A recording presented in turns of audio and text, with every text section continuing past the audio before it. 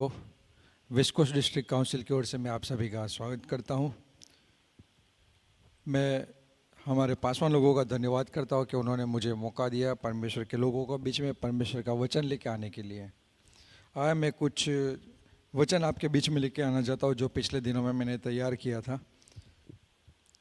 जैसे हम सबको पता है परमेश्वर के बारे में कि इस जगत के अंदर हमारे पति पत्नी या तो हमारे माँ बाप, हर एक रिश्ते से बढ़कर एक ही व्यक्ति है जो हमें सबसे प्यार करता है, वही परमेश्वर है। वही परमेश्वर से हमें सबसे ज़्यादा प्यार किया, इसलिए उसने हमारे लिए हमें नया जीवन देने के लिए अपने आप की कुर्बानी दे दी। वो परमेश्वर हमें सबसे ज़्यादा पसंद भी करता है, वो हमें अपने नाम से बुलाता है, और वही परमेश्वर है जो हमें अच्छे से जानता है, समझता है कि हमें कौन सी चीज़ों की ज़रूरत है। यही सब चीज़ों को ध्यान में रखते हुए पिछले दिन में मैं एक वचन को तैयार किया था। पुराने नियम से मैं मूसा के जीवन से बहुत सारी चीज़ों को सीखता हूँ, और उसी वजह से आज के वचन में मैं मूसा के जीवन से कुछ चीज़ों को आपके बीच में मैं बताना चाहता हूँ। जैसे हम सबको पता है कि मूसा का जन्म एक हिब्रू परिवार में हुआ, और मूसा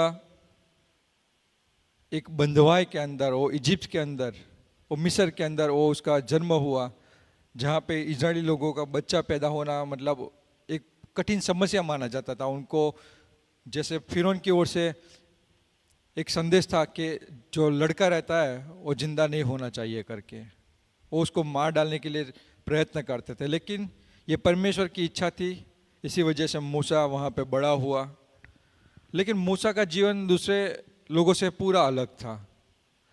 मूसा पैदा एक हिब्रू बच्चे की तरह पैदा तो हुआ, लेकिन वो महल के अंदर पड़ा बड़ा, ऐसे लोगों के बीच में वहाँ पे बड़ा हुआ जहाँ पे इजिप्ट के अंदर, जहाँ पे हर एक चीज़ को मतलब बहुत सारे ऐसे चीज़ है जिसको वो अपने आप के लिए वो देवी देवता मानते थे, जहाँ पे वो जो मक्खियाँ रहती है या तो जो रिवर नदी नाइल नदी रहती है उसकी भी वो स्तुति उपासना करते थे। और ऐसे आइडल वाले, ऐसे मूर्ति पूजा वाले लोगों के बीच में मूसा वहाँ पे बढ़ा।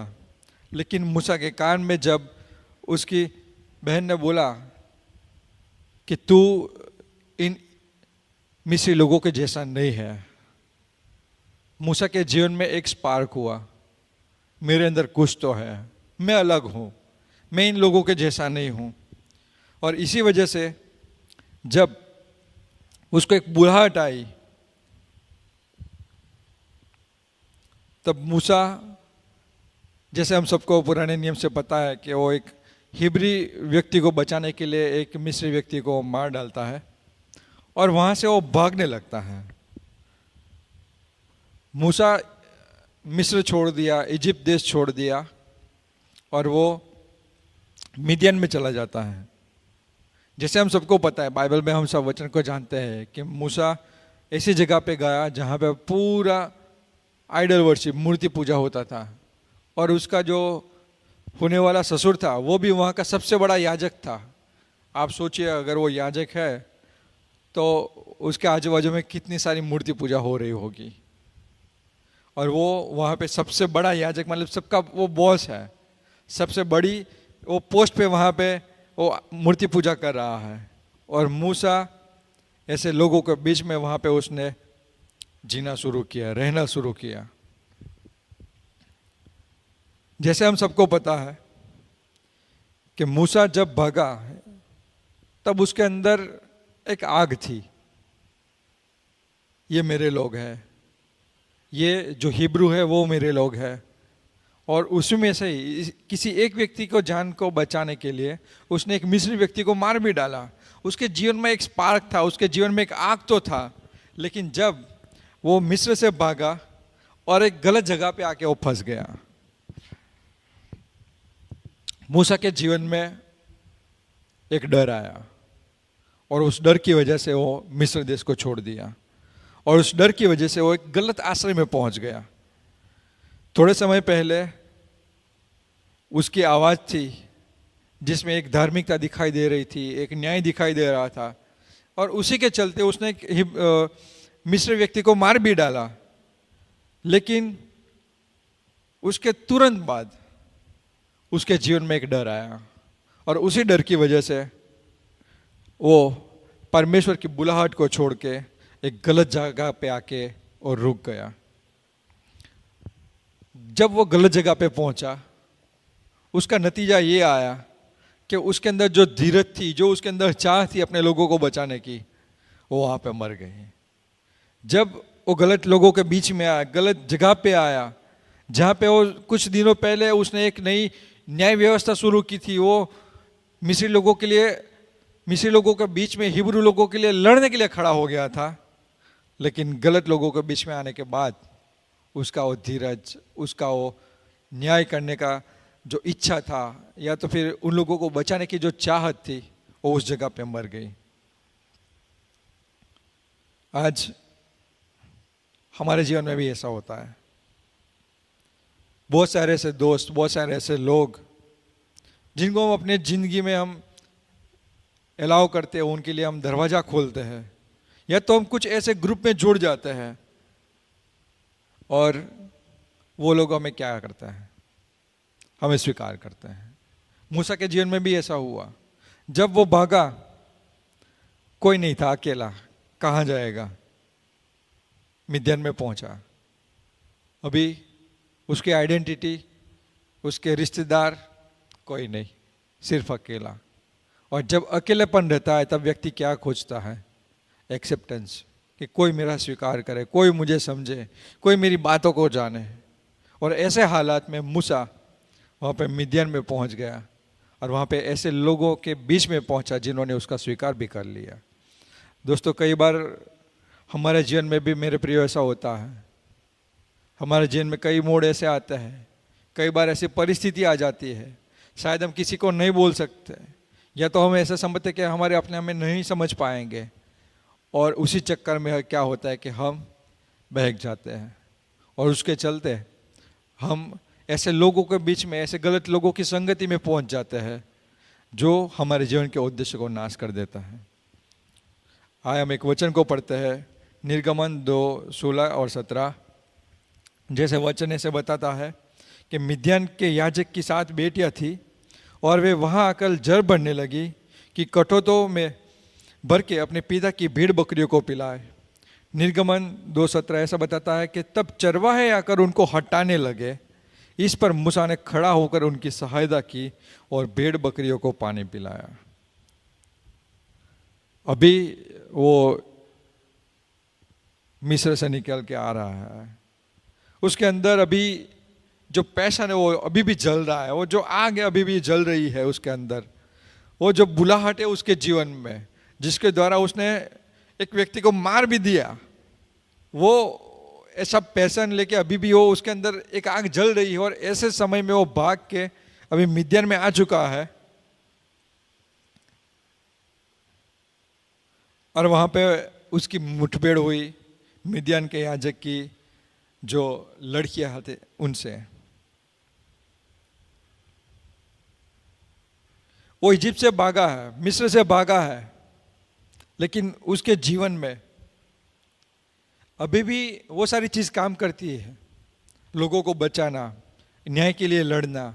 और उसी वजह से वो खड़ा हुआ, और जो चरवा है उन लड़कियों को परेशान कर रहे थे, उनको उन्होंने खदेड़ दिया वहां से। और वचन ऐसे बताया कि उनको मदद भी की, उनकी भेड़ बकरियों को उसने पानी पिलाया। लेकिन आप एक बात समझिए, मूसा की बुलाहट अपने लोगों के लिए थी, मूसा की बुलाहट हिब्रू लोगों के लिए थी। आप काम तो सही कर रहे हो, आपकी जो इच्छा है किसी को हेल्प करने की, किसी को बचाने की, सही है, लेकिन मूसा आपका जगह गलत है। परमेश्वर ने आपको हिब्रू लोगों के लिए चुना है, ना ही कि मिद्यान के लोगों के लिए। और आप अपनी एनर्जी गलत जगह पे आप इस्तेमाल कर रहे हो। काम तो सही हो रहा है, आपको अच्छा भी लग रहा है, लेकिन वो परमेश्वर की ओर से नहीं है। आपके जीवन में शायद शांति है कि ये करने के से मुझे आत्मिक शांति मिलती है, लेकिन वो परमेश्वर की ओर से नहीं है। आप अपने जीवन में इन चीज़ों का ध्यान रखिए। आप कहाँ पे काम कर रहे हैं, आप क्या काम कर रहे हैं, किसके लिए काम कर रहे हैं, सही में वो परमेश्वर की ओर से है? क्या वो परमेश्वर की इच्छा और योजना है? कौन आपको सपोर्ट कर रहा है, कौन आपके साथ उत्सव मना रहा है, कौन आपके आनंद में सहभागी होता है? जरूरी नहीं है कि हर बार हमारे जीवन में परमेश्वर की इच्छा के साथ में रहने वाले लोग हैं, उनकी जगह दूसरे लोग भी रहते हैं जो हमें पुशअप करते हैं, हमें धक्का देते हैं, वो हमारे आनंद में सहभागी होते हैं। नहीं, आप जो कर रहे हैं सही है, लेकिन वो परमेश्वर की ओर से नहीं है। मूसा वो अच्छे से काम तो कर रहा था, उसको ऐसा लग रहा था कि मैं अपनी बुलाहट के साथ चल रहा हूँ, मुझे जो मौका मिला है मैं उसके हिसाब से काम कर रहा हूँ, मुझे जो सामर्थ्य मिला उसके हिसाब से काम कर रहा हूँ, लेकिन वो गलत जगह पे गलत लोगों के बीच में उसका इस्तेमाल कर रहा है। खासकर मैं सभी परमेश्वर के दास लोगों को एक चीज़ कहना चाहता हूँ, आप अभिषिक्त है, उसका मतलब ये नहीं कि आपका अभिषेक वो सेल के लिए है, या तो आपका अभिषेक हर एक व्यक्ति के लिए, किसी भी के लिए है।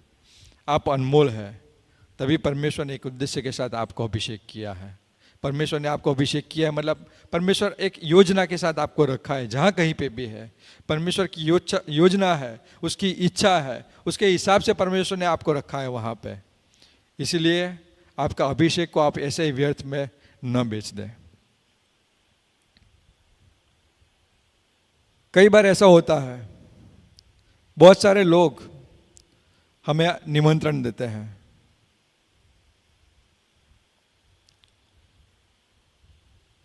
उस समय खास करके हमें एक सचेत रहने की ज़रूरत है। क्या वो निमंत्रण परमेश्वर की ओर से है? क्या वो लोग परमेश्वर की ओर से है? जब इन चीज़ों को आप समझते हो तब कोई भी व्यक्ति आपको हाईजैक नहीं कर सकता। जब आपको आपकी पहचान पता होती है कि मैं मसीह में क्या हूँ, तब कोई भी व्यक्ति किसी भी एक अच्छे शब्द के द्वारा आपको बहला नहीं सकता, आपको चीट नहीं कर सकता। जब आप अपनी पहचान को जानते हो कि मैं किस तरह से मैं मसीह में जुड़ा हुआ हूँ, कोई भी वो मिद्यान की लड़कियाँ आपको बहला नहीं सकती, आपके उद्देश्य से आपको भटका नहीं सकती। हो सकता है उस टाइम पे आप बोल दोगे बाय बाय, मुझे आप लोगों की ज़रूरत नहीं है। बहुत सारे ऐसी चीज़ें रहती है, लेकिन उससे हमें सचेत रहने की ज़रूरत है, हमें खबरदार रहने की ज़रूरत है कि सही में वो परमेश्वर की ओर से है। जब किसी व्यक्ति के द्वारा आप नकारे जाते हो और जब आपको आपकी पहचान के बारे में पता नहीं रहता है कि आप कौन हो, वो समय सबसे बड़ा एक समस्यापूर्ण या तो मुश्किल भरा समय रहता है। और उस समय लोग ऐसा करते, ढूंढने लगते आजू बाजू में कि कौन मेरा स्वीकार करेगा। मूसा की तरह वो इजिप्ट से भागा तो है, अकेला है, अभी कौन मेरा स्वीकार करेगा। वहाँ पे चाहिए, मूसा को चाहिए था एक हिब्रू मेंटर जो उसको बता सके, उसके जीवन में एक दिशा को दिखा सके कि भाई आपको अभी कौन से रास्ते पे चलना है, आपकी गलती कहाँ हुई है, आपको भागने की जरूरत नहीं है। परमेश्वर ने आपको सामर्थ्य दिया है, परमेश्वर ने आपको अभिषेक दिया है, परमेश्वर ने आपको चुना है। आप उसको, उस अभिषेक को ऐसे ही व्यर्थ में न जाने दो, वो सेल के लिए नहीं है, परमेश्वर की योजना है आपके जीवन में। ऐसा कहने वाला एक मेंटर चाहिए उनके जीवन में। उस समय मूसा के जीवन में ऐसा हुआ। मूसा शायद सोचने लगा कि अभी मेरा परिवार नहीं है, कोई मेरे साथ में नहीं है, और ये परिवार ने मुझे स्वीकार किया, कोई मुझे तैयार नहीं करता, मुझे स्वीकार नहीं करता, मेरे लिए कोई बात सुनने वाला नहीं है। तब परमेश्वर की ओर से ये परिवार मिला, ऐसा शायद मूसा ने सोचा होगा। और ये एक गलती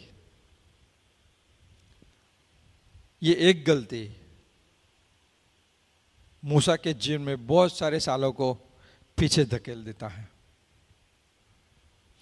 परमेश्वर की योजना थी उसको पीछे धकेल देता है। जो समय परमेश्वर ने शायद उस समय नक्की किया होगा उसको पीछे धकेल देता है। आप सोचिए कि अगर मूसा उस मिद्यान में नहीं फंसा होता और परमेश्वर की योजना के हिसाब से वो तुरंत उसने किसी मेंटर को पाया होता और वो इजरायली लोगों के लिए लड़ता, तो हो सकता है कि इजरायली लोग जल्दी इजिप्ट से बाहर निकल सकते थे, मिस्र से जल्दी बाहर निकल सकते थे बंधुआई से। लेकिन उसमें देरी हुई, एक गलत जगह गलत लोगों के बीच में फंसने की वजह से। बहुत सारे ऐसे लोग रहते हैं, हर रोज कुछ ना कुछ चीजें भर के हमारे जीवन के जो उद्देश्य है उसको नाश करते हैं। बहुत सारे ऐसे लोग रहते हैं जो उनकी तरफ से सब प्यार दिखाते हैं और ऐसा हमें लगता है कि बस वही हमारे लोग हैं, या तो फिर बस वही चाहिए और कुछ नहीं चाहिए। लेकिन आपको पता होना चाहिए कि हमें उस प्यार की जरूरत नहीं है। अगर वो प्यार, अगर वो शब्द, अगर वो आशीष अगर परमेश्वर की ओर से नहीं है तो मुझे नहीं चाहिए, जो मेरे जीवन के उद्देश्य को खत्म करे। मूसा, आप एक अच्छे हीरो तो है, एक अच्छे अगवा है, लेकिन अभी जो आप काम कर रहे हो वो परमेश्वर के लिए आप नहीं कर रहे हो। आप गलत जगह गलत भेड़ों को पानी पिला रहे हो। परमेश्वर ने आपको चुना है हिब्रू लोगों के लिए और आप फंस गए हो मिद्यान के अंदर दूसरे लोगों के लिए। और जैसे हमें पता है वचन में, निर्गमन 2:21 ऐसे कहता है कि और मूसा उस पुरुष के साथ रहने को प्रसन्न हुआ और उसने उसे अपनी बेटी सिपोरा को ब्याह दिया। मूसा वहां पे संतोषी हो गया। वो उस मूर्ति पूजा करने वाले लोगों को बीच में रहने के लिए तैयार हो गया। उसको संतोष हो गया, बस यही मेरा परिवार, यही मेरा घराना और मैं इन लोगों के बीच में ही रहूंगा। और जो उद्देश्य के साथ वो निकला था, वो भागा था एक आग के साथ दिल के अंदर, एक नया न्याय की प्रणाली शुरू करके अपने लोगों के लिए लड़ने की वो चाहत लेके, वो गलत जगह गलत लोगों के बीच में आके वो बुझ गया।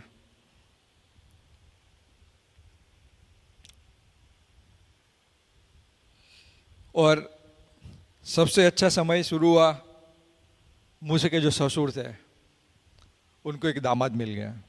हो सकता है कि वहाँ पे वो सबसे बड़ा प्रीस्ट था, याजक था, उसने बहुत सारा उनका ऑफरिंग भी किया होगा उन आइडल के पीछे। चलो मेरे घर में एक दामाद आया, मुझे मदद करने वाला, मेरे बच्चों को, मेरी लड़कियों को सुरक्षा देने वाला कोई तो है मेरे घर के अंदर। लेकिन मूसा इतना संतोषी हो गया कि वो गलत लोगों के बीच में रह के अपने उद्देश्य को गवा दिया। मूसा गलत जगह पे रहने के लिए वो संतोषी हो गया। मूसा गलत लोगों के बीच में रहते हुए संतोषी हो गया। मूसा एक अलग डेस्टिनेशन जो उसके जीवन के लिए है ही नहीं, लेकिन वो वहाँ पे रहते हुए भी वो संतोषी हो गया। यही मेरी जगह है, यही मेरे लोग हैं।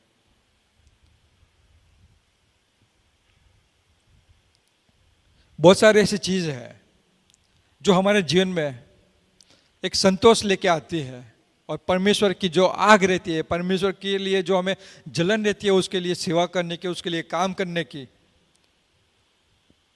बहुत सारी ऐसी गलत बात जो परमेश्वर के उद्देश्य को हमारे जीवन में पूरा होने से अटका देती है। और उसका एक वजह है कि आप गलत जगह पे गलत लोगों के बीच में आप संतोषी बन के रह चुके हो। कई बार ऐसा है कि कोई दवा, कोई मेडिसिन आपके लिए परमेश्वर बन चुका है। कई बार ऐसा है कि बहुत सारे ऐसे लोग, ऐसे ग्रुप जो आपको इतना अटैच हो गए हैं, जो आपको इतना मतलब नज़दीक हो गए आपके, और आप परमेश्वर की योजना को भूल जाते हो।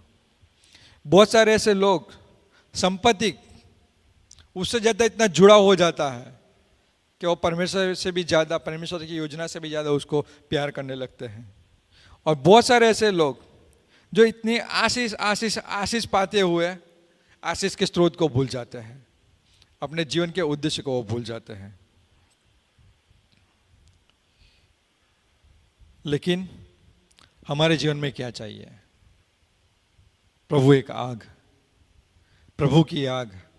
प्रभु एक भूख दे मुझे, प्रभु एक आग दे के प्रभु मैं आपकी सेवा में आगे बढ़ने पाऊं। प्रभु तू मुझे बढ़ दे तेरी आग से, ताकि प्रभु संसार की कोई भी चीज, कोई भी गलत लोग, कोई भी गलत संगति मेरे जीवन के उद्देश्य को मेरे जीवन से दूर न करने पाए। प्रभु मैं ऐसे लोगों के गलत शब्द से प्रभु मैं बहकने ना पाऊँ। हाँ प्रभु, गलत लोगों की गलत सलाह से मैं अपने जीवन के उद्देश्य से भटकने न पाऊँ, लेकिन प्रभु मैं तेरी इच्छा से चलूँ। मेरे प्रियो, आज मैं आप लोगों के बीच में यही बताना चाहता हूँ। एक छोटा सा गद्यांश है ये, लेकिन एक इंसान जो परमेश्वर से चुना हुआ जब गलत लोगों के बीच में आता है तब अपने उस उद्देश्य को भूल जाता है, अपनी वो आइडेंटिटी को, अपनी पहचान को भूल जाता है। अपने अंदर जो परमेश्वर ने आग डाली थी वो बुझा देता है वो, और परमेश्वर की योजना से वो पूरा अलग हो जाता है। तो मेरा आज का वचन यही है कि आप अपने जीवन में ध्यान रखें, सावचेत रहे कि आप गलत लोगों की संगति में ना आए जो आपके जीवन से परमेश्वर की योजनाओं को दूर करें। ऐसे गलत लोग, ऐसी गलत सलाह, ऐसा गलत प्यार भी हमें जीवन में नहीं चाहिए जो हमें परमेश्वर की योजना से दूर करने पाए। मैं मानता हूँ परमेश्वर ने आप सबको इस वचन से आशीषित किया है। परमेश्वर के नाम की स्तुति हो। आमीन।